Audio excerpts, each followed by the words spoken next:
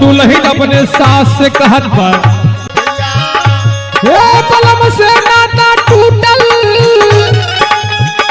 हे बलम से नाता टूटल हमारी अम्मा हो बलम से नाता।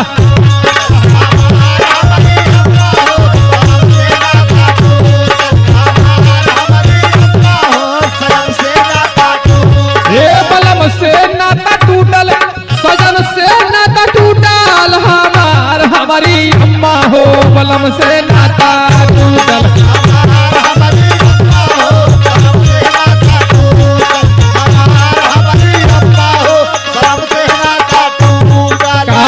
माई तन की सुना अपने सास से काल अपन दुख कैसे बताई हम क्या कहल एवं प्रकार दिया ए गमला करा के सैया गैला परदेसा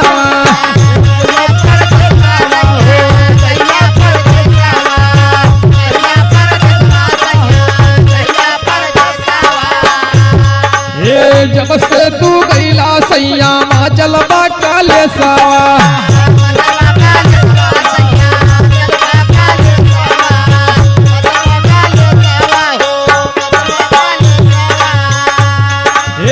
कवने जाना मामा कई करमई बा फूटल हो बलम से नाता टूटल हमारी अम्मा हो बलम से नाता टूटल।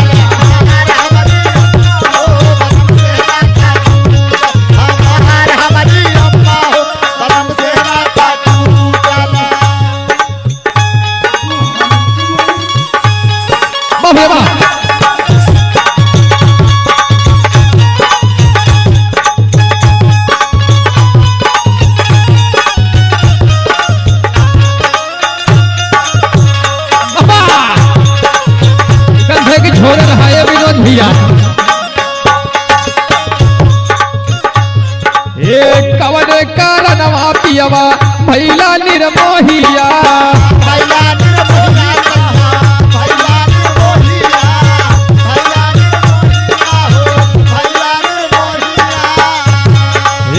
कबले या गोरी राजा तोहरी हमरा हिया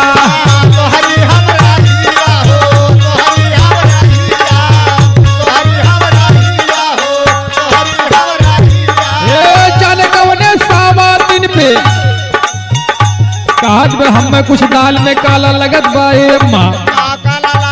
हे जाने कवने सावा दिन पे सैया बाटा झूठल हो बलम से नाता टूटल हमारी अम्मा हो बलम